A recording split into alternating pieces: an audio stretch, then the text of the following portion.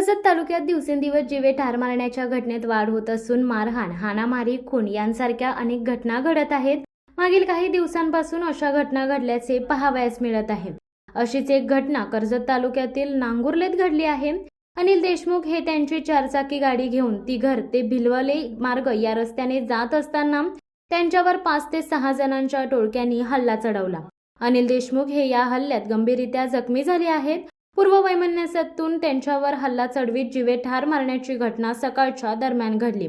त्यांना उपचारासाठी कर्जत येथील उपजिल्हा रुग्णालयात दाखल करण्यात आले.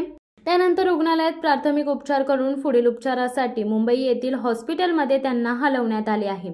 याबाबत सविस्तर घटना अशी की अनिल देशमुख हे स्वतःची कार घेऊन तिघर येथून भिलवले गावाकडे जात असताना त्यांच्या समोर चारचाकी गाडी उभी करून त्यातील 5 ते 6 जणांनी त्यांना मारण्यास सुरुवात केली.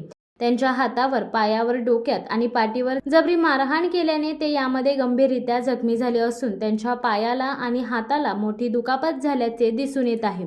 सदर हल्ला हा पूर्व वैमनस्यातून झाला असल्याचे अनिल देशमुख यांनी सांगत त्याबाबत त्यांना आलेला कॉल यांसह त्यांनी नावे देखील पोलीस प्रशासनाला सांगितली असल्याची माहिती समोर आली आहे.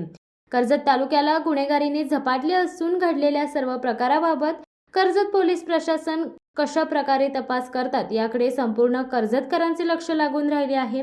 सदर घडलेल्या घटनेचा पुढील तपास उपविभागीय पोलीस अधिकारी डी टेडे यांच्या मार्गदर्शनाखाली कर्जत पोलीस ठाण्याचे पोलीस निरीक्षक सुरेंद्र गरड यांसह कर्जत पोलीस करीत आहेत. याबाबत तालुक्यात घडत असलेल्या घटना, वाढती गुन्हेगारी याला आळा बसणार का, तसेच कर्जत तालुक्यात गुन्ह्याचे वाढते प्रमाण लक्षात घेता रायगड जिल्हा पोलीस अधीक्षक या गुन्हेगारांना चाप लावणार का याकडे आता समस्त कर्जतकरांचे लक्ष लागून राहिले आहे. शिवसत्ता टाइम्ससाठी नरेश जाधव, कर्जत. दे धडक बेधडक वृत्त देणाऱ्या आपल्या शिवसत्ता टाइम्स न्यूज चॅनलला लाल बटन दाबून सबस्क्राईब करा आणि बेल आयकॉनला क्लिक करायला विसरू नका.